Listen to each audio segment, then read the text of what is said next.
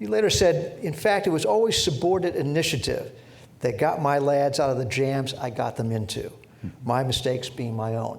Well, it was. And General Myatt, did I ever thank you for those 2 minefields you sent me into?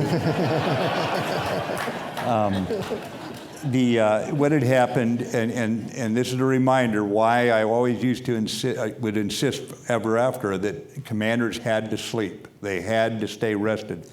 Because about the 3rd or 4th day, I forget what it was, we were quite tired, and we're coming around a gravel, big quarried area. We sent helicopters over, they said nothing's in there.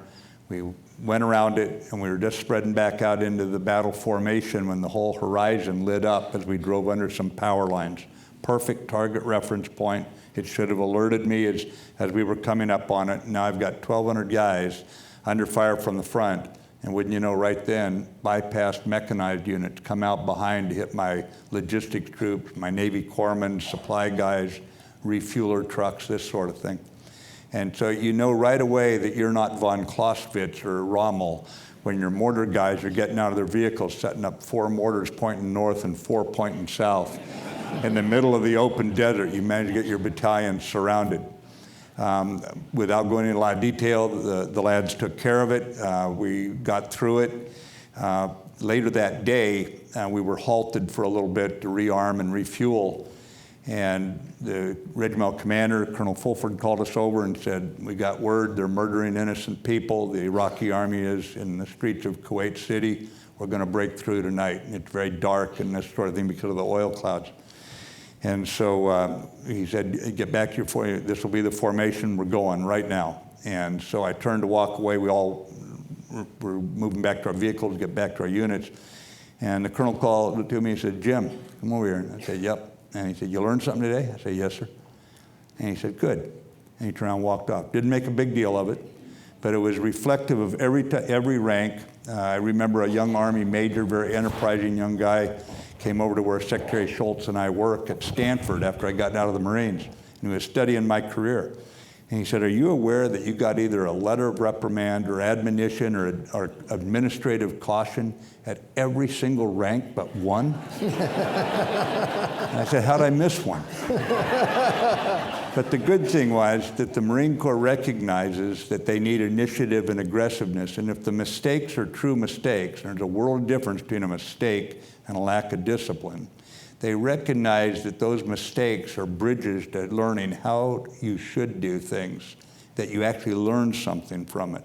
And they did promote me every time I made a mistake, and I made a lot of mistakes, but it taught me the role of a coach and how you just keep coaching your troops, just keep coaching them and make sure you're making it clear what you want done. If they're making a lot of mistakes, you might want to look at the coach in the mirror that night and say, you got to shape up, you got to do a little better, you know? The cooperation level, you working with a Navy SEAL commander, an admiral, and putting all these pieces together and working as a joint team, good theory, you know, synergy, good idea, but I don't think it's always been the case in the military, but now it is. You guys really work more closely together than I've ever seen. Well, we do work closely together, but if you look at Ulysses Grant and Farragut or Porter in the Mississippi campaign in the Civil War, they worked very well together. In my case, here I have an admiral who asks me if I can do it. I say yes. I walk out and I see one of my old SEAL buddies out there. So what are you doing here? He said, I got my SEAL teams here in Bahrain, but I don't have any helicopters, so I can't get into the war. I smiled and shook his hand and said, you're going to war. That's all I want to tell you. Next, I flew into Islamabad, and there the ambassador looked up at 8 o'clock in the morning when I walked into her office, said, who are you and what in the hell are you doing in my country?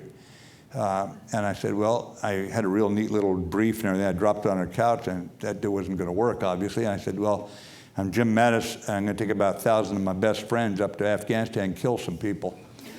And she said, just really, what the ambassador wanted to hear. I mean, yeah. Any ambassador, that would make an ambassador's day. And the ambassador looked at me and said, well, General, sit down. I think I can help you. And she opened all the doors to the Pakistani general staff. The Pakistanis, when we got over some initial disagreements, knew H hour, D-Day, and the objective 2 weeks in advance, never revealed it. JSOC gave me the target that they thought best and was one we had already chosen, so it was a collision of SOCOM, Special Operations Command, and the Marines. And on my way back, I stopped by to see the Air Force commander. Never worked with him before, Lieutenant General. And I went in, he and I in his room there in Prince Sultan Air Base, and I slid the map over, and I had a neat little arrow drawn from the ships into where we were going to assault into. And he looked at it, and he put his fingers on the statute miles and marched them in from the ships. He slid the map back across to me. He said, "You going to do this?" I said, "Yes, sir." And he said, "Then I'm going to move your 2 Marine liaison officers out of the CAOC, the Operations Center 4, and put them up here with the 1-star who watches it." He said, "If you get in trouble, I'll put every airplane in the air over your head." And based on trusting his word right then, to show how deep this collaboration goes, the trust goes, first time in my Marine Corps career I didn't take artillery in the assault waves, which allowed me to bring more assault troops, more vehicles to be mobile.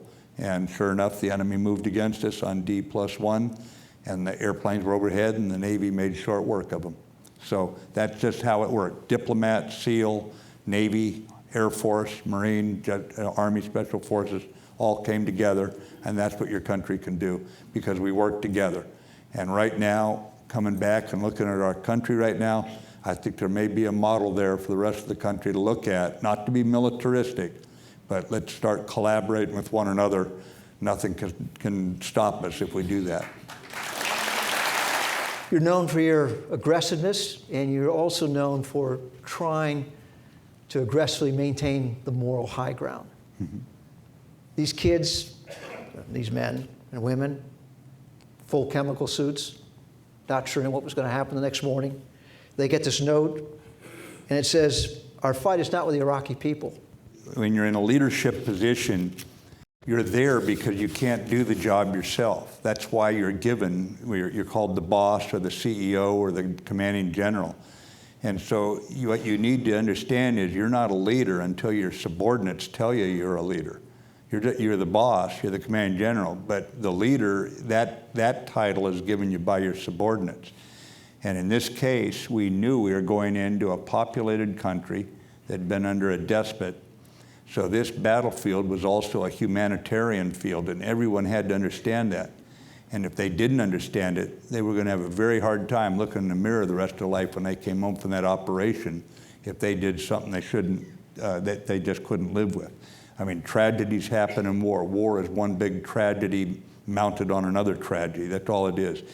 But you've got to do your best to give them the awareness to pass on. That's why they keep some gray-haired sergeants and colonels around, because it's not your first war, your second war, your third war.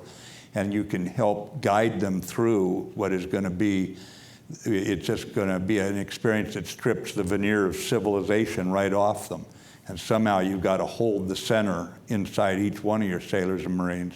Eventually, as I went up, soldiers, airmen, Coast Guardsmen, and Allied troops, because if you don't do that, then you're not carrying out your real role as a leader that they have now made you, you know.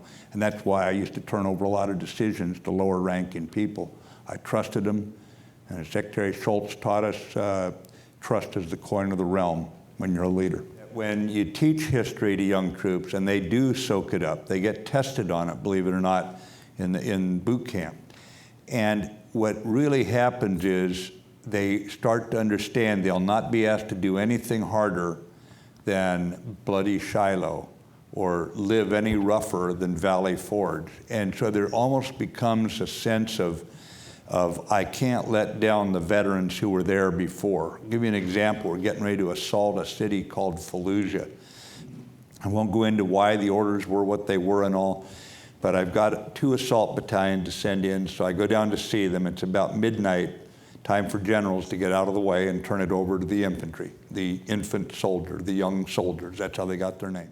So as I'm falling back with my half-dozen radio operators about a mile away to my vehicles, I'm walking behind an assault unit that will go in actually just before dawn to clear out the enemy between the outskirts, the city itself, and the outskirts, so the assault battalion could move into the city and begin to take it down, take the enemy down. And we were moving behind them, and the enemy made some mischief there. And so I got down and checked in with the corporal, with the Marines who were laying there along the ground, ready to go in. They were stripped down to their fighting gear, very chilly night. And he said, no problem, he'd take care of the problem there with the enemy, and they did. And the enemy fell back again. We were just probing during the night before we attacked in. And so I just lay there for a few minutes, make sure it was all quiet before I got my guys up and created more movement and all. And I heard one of the young Marines say to the corporal, do you think Fallujah is going to be real rough? And because we have ladies here, I won't put it in quite the corporal's response, but he basically said, hush and get some sleep. We took Iwo Jima, Fallujah won't be nothing. Now, he was not alive, to say the least, when Iwo Jima was taken, but in his mind, the veterans who'd gone before had set the standard. And no words, even the words I put in that letter that you just noted there, Mike, no words are as effective as the raw example of the veterans who've been there before. And that's what really gives our lads the spirit to close with the enemy.